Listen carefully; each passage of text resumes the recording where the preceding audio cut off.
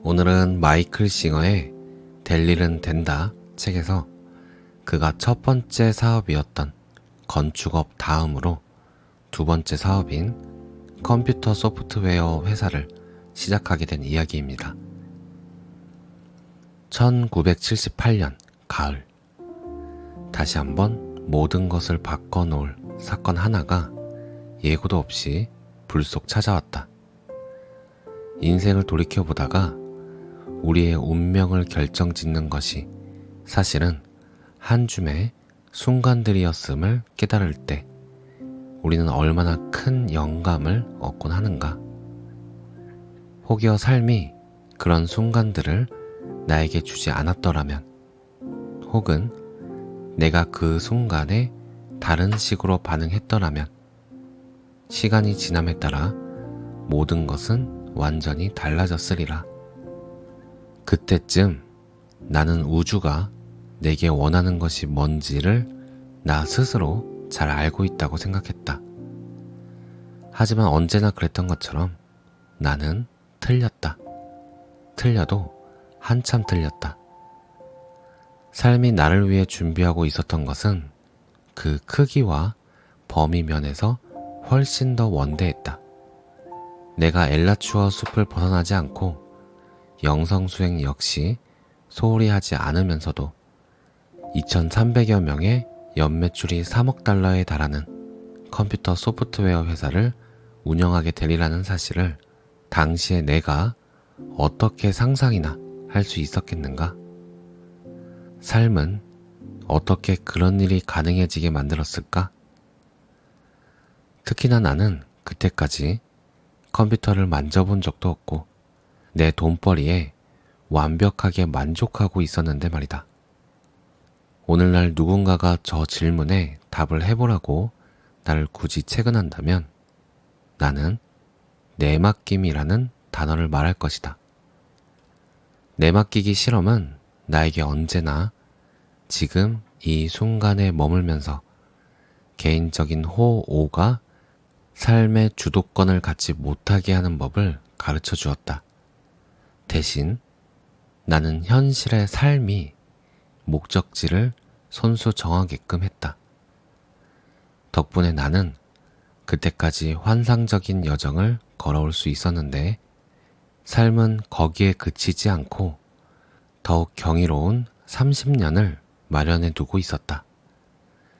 그 어마어마한 사건들이 마치 짜놓은 듯이 얼마나 완벽하게 펼쳐졌는지를 알고 싶다면 나는 대단히 영광스러운 마음으로 그 이야기를 들려드리겠다. 그 모든 일은 특별할 것 없는 어느 날, 빌트 위드 러브, 저자의 첫 번째 건축 사업이죠.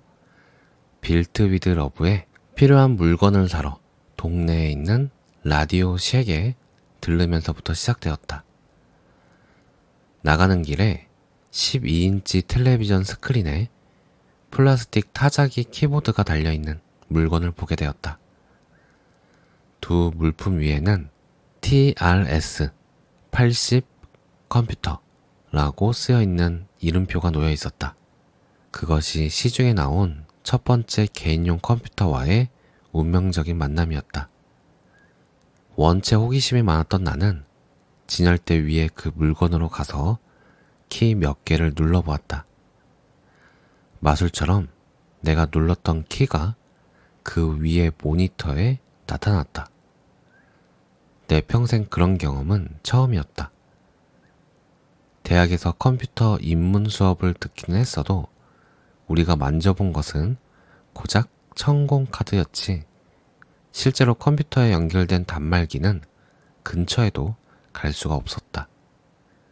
나는 라디오 쉑에 있는 이 기계에 그만 홀딱 반해버렸다.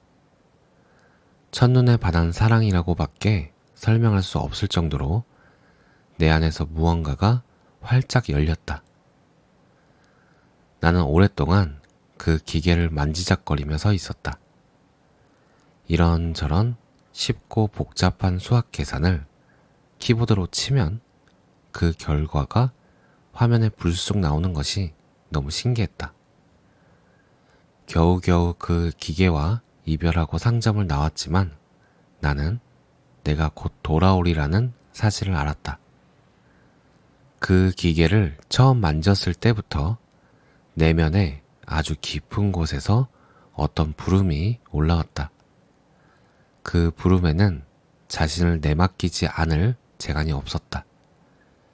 며칠 후 $600를 들고 최신 사양의 컴퓨터를 사러 라디오 쉑에 다시 갔을 때 나는 그것을 딱히 어떻게 써야겠다는 생각조차 없었다. 그저 그것을 가져야 한다는 생각밖에 없었다. 컴퓨터를 집으로 가져온 다음부터 나는 프로그램 명령어를 익히고 응용해보는 재미에 푹 빠졌다. 어떤 이유에서인지 모든 것이 내게는 너무도 자연스럽게 느껴졌다. 무언가를 새롭게 배운다는 느낌이 들지 않았다. 내가 항상 알고 있던 것을 기억해낸다는 느낌에 훨씬 가까웠다. 기계 앞에 앉는 순간 마음은 매우 고요해졌다. 꼭 명상에 들어가는 것 같았다. 에너지가 올라와 미간 쪽으로 부드럽게 집중됐고 평화가 온몸을 감싸 안았다. 아무리 봐도 나는 이 컴퓨터를 써야 할 운명이었다. 나는 그것에 대해 의심하지 않았다. 그저 일어나는 일에 계속 항복할 뿐이었다. 컴퓨터가 내 손에 들어오기 전에도 나는 이미 유니버스 템플과 빌트 위드 러브라는 풀타임의 일거리가 2개나 있었다. 그러니 컴퓨터 할 시간을 확보하자면 저녁 명상이 끝난 뒤에도 일을 할 수밖에 없었다. 꼭두 새벽까지 일하다가 서너 시간밖에 못 자고 오전 명상을 위해 일어난 적도 꽤 있다. 하지만 워낙에 신명난 상태로 일을 했던 터라 나는 전혀 피곤한 줄 몰랐다. 그때 이미 나는 뭔가 매우 특별한 일이 벌어지고 있다는 사실을 알았다. 나는 이 물건이 과연 무슨 일을 할 수 있는지 감을 잡기 위해 시험 삼아 이리저리 프로그램을 짜보았다. 몇 주가 되자 이제 진짜 프로그램을 짜도 되겠다는 생각이 들었다. 내가 스스로에게 부여한 첫 번째 과제는 빌트 위드 러브의 회계 시스템을 만드는 것이었다. 나는 모든 것을 독학해야 했다.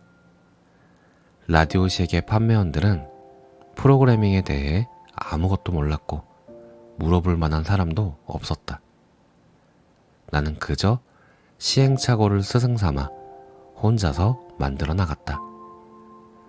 빌트 위드 러브의 회계 시스템을 일단 완성하고 나자 프로그래밍 일은 아주 빠른 진전을 보였다.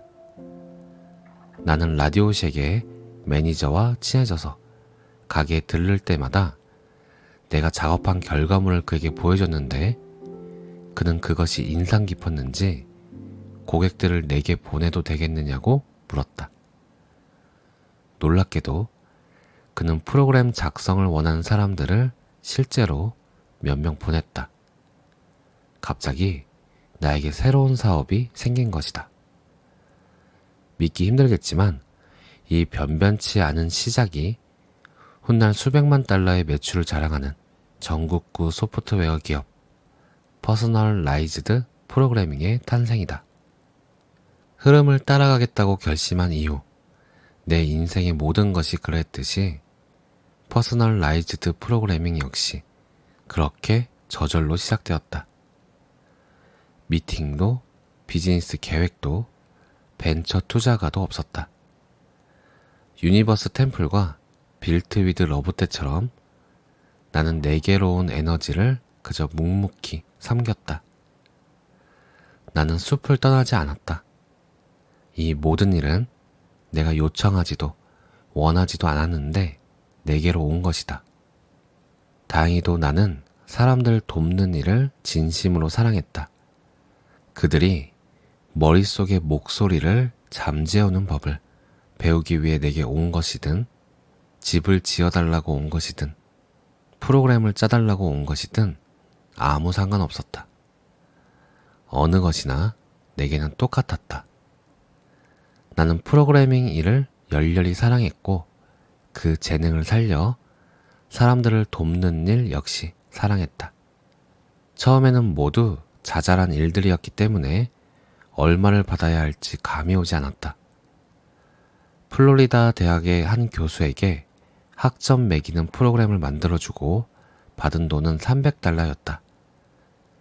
나는 지독한 완벽주의자였기 때문에 수정에 수정을 거듭하여 스스로 만족할 정도가 돼서야 완성본을 내놓았다. 프로그래머로서의 커리어가 시작된 순간부터 내 가슴은 코드 한 줄 한 줄에 내가 할 수 있는 최선의 능력을 발휘할 것을 요구했다. 보수는 얼마를 받건 상관없었다. 다만 모든 것이 완벽해야만 했다. 1979년 내내 나는 점점 더 많은 시간을 방 안에 홀로 앉아 프로그램을 짜는 데 보냈다. 라디오식의 매니저가 손님들을 내게 보내도 되겠냐고 물었을 때 나는 그게 어떤 일이 벌어지게 만들지를 전혀 예상하지 못했다. 개인집일 저녁에 라디오식은 물론이고 저 멀리 잭슨빌에 있는 지점에서도 내게 전화를 해왔다. 곧 내가 처리할 수 있는 양 이상의 일거리가 쏟아지기 시작했다. 한때 경제학도였던 만큼 수요와 공급의 법칙을 이해하고 있었던 나는 가격을 조금씩 올렸다. 하지만 소용없었다. 아랑곳 없이 일거리는 계속 들어왔다. 그때쯤 나는 모든 일이 시기적절하게 나타나 프로그래머로서의 내 커리어를 한 단계씩 업그레이드 시켜주고 있음을 알아차리기 시작했다. 나는 여전히 숲속에서 홀로 일하고 있었지만 삶은 나를 전문 프로그래머로 변신시키고 있었다. 고객 맞춤형 소프트웨어를 만드는 것이 시간이 많이 걸리는 일임을 깨닫게 되기까지는 그리 오랜 시간이 걸리지 않았다. 고객의 필요를 충족시킬 수 있는 기성 소프트웨어 제품을 파는 편이 나로서는 훨씬 나았다. 나는 캘리포니아의 시스템스 플러스라는 기업이 판매하는 최고급 회계 소프트웨어 패키지의 딜러가 되었다. 굳이 그 소프트웨어를 선택하게 된 연유는 기억나지 않는다. 하지만 지금 와서 생각해보면 어떤 영감에 의해 내린 결정이 아닌가 싶다. 결국은 그 회사와 상당히 깊은 인연을 맺게 되었기 때문이다. 1979년 후반이 되자 회계 패키지 일의 비중이 점점 더 커졌다. 패키지와 관련 하드웨어를 판매하는 일 외에도 고객 지원까지 포함하는 업무였다. 나의 고객관리 수준은 아주 뛰어난 편이어서 본사에서조차 고객들을 내게로 보내기 시작했다. 내가 의뢰받는 일을 처리하는 중에 모든 프로그래밍 기술을 터득하게 되었던 것처럼 이 새로운 일 역시 다양한 규모의 전산화 작업을 분석하고 실행하고 지원하는 방법을 스스로 터득해 가게끔 나를 가르쳐 주었다. 입소문은 들불처럼 번져나갔고 내 제품과 서비스를 찾는 사람은 계속해서 늘어났다. 시스템스 플러스의 소개로 찾아오는 고객과 라디오식의 고객과 내 기존 고객들 외에 전국 곳곳의 사업장에서도 나를 찾기 시작했다. 하지만 나는 몸뚱이가 하나였고 사원에서 열리는 오전 명상과 저녁 명상은 내가 무슨 일이 있어도 꼭 참석하는 일과였다. 외박 출장을 피하기 위해 나는 다른 지역의 일거리들은 포기하고 수행을 최우선시하는 데에 자신을 온전히 내맡겼다. 별일이 없었더라면 나는 아마 계속 그렇게 했을 것이다. 그런데 제임스가 나타났다.